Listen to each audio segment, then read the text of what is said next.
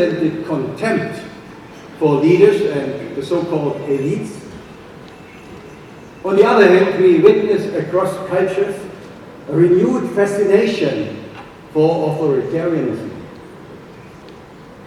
The seductive idea of a leader as a Führer, a strong man who can solve all the problems if only given all the power. Actually, in Germany, we still have difficulties using the German word for leader, Führer, because it was the title of a man who led the world into the darkest years of human history. So these are ambivalent times for the concept of leadership. Neither the vilification nor the glorification of leaders will help us to solve the gigantic challenges of our present. But both these extremes point us to a crack in the fundaments of our society.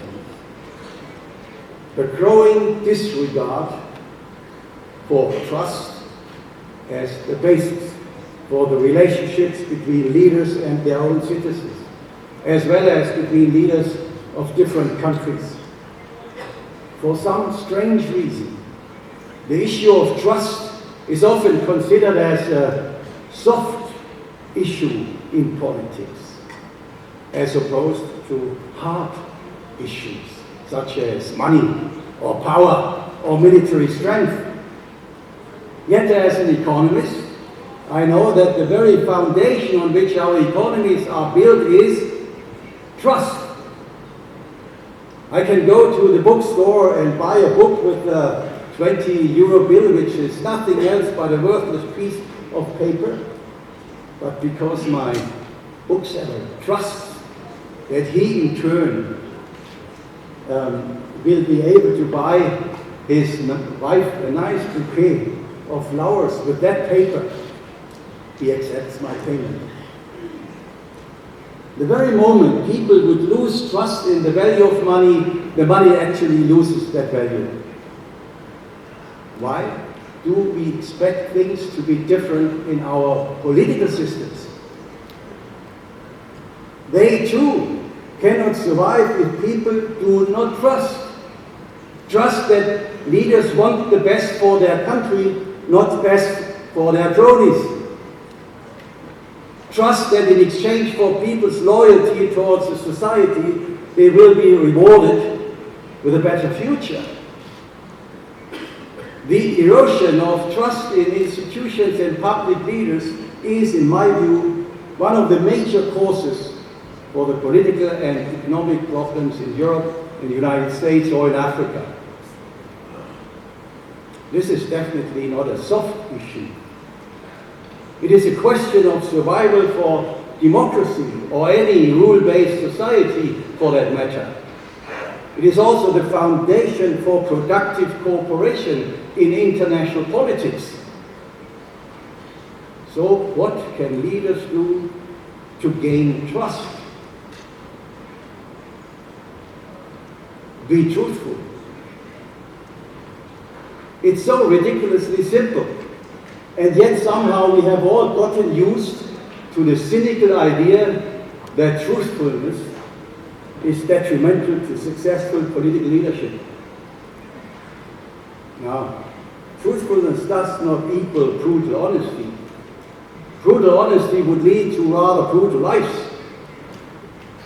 What truthfulness requires, in turn, is a basic honesty about why I want to lead. A basic decency about the means with which I exercise my leadership. And a basic transparency about how I reach my decisions. Truthfulness is a mindset rather than a set of rules. It is an attempt to be a leader who is first and foremost a human being. A human being with potential and with flaws. Exercising truthfulness is difficult more often than not. Being in the spotlight is hard. Openness is hard. in politics and in life. Openness makes you vulnerable. And vulnerability makes you weak. But does it really? Doesn't it rather make you more perceptive, more creative, more able to understand others and therefore more able to find solutions? Hasn't any society ever thrived on deception, division, or rigidity? Hasn't real and lasting human progress always been the fruit of being open? Some might say that it is naive to ask our leaders to be truthful. And yet we all, no matter what culture we come from, teach our children to be kind, to be honest, to be generous, to be attentive to the needs of others. These are values we try to instill in every child, qualities we expect from every child. Why shouldn't we be able to expect them from our leaders? We certainly shouldn't accept the idea that you have to be selfish, mean, or mendacious to be a leader. This doesn't mean that leaders have to be perfect. Imperfection is human. It is recognizing one's own imperfections that makes a good leader. Nelson Mandela, probably the greatest leader of the 20th century, said more than once, and I quote, "I'm not a saint unless you think of a saint as a sinner who keeps on trying." End of quote.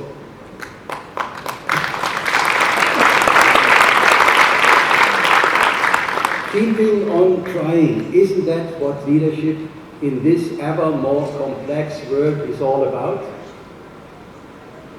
Maybe leadership in this 21st century is not all about giving the right answers. Maybe it starts with asking the right questions.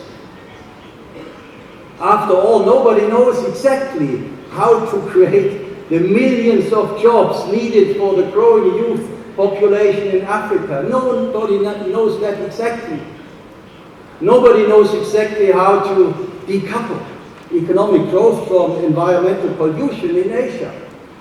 Nobody knows exactly how to find the right balance between unity and diversity in Europe. The transformation of our societies and economies, which is inevitable if we want to meet the greatest challenge of humanity, eradicating extreme poverty and protecting our planet.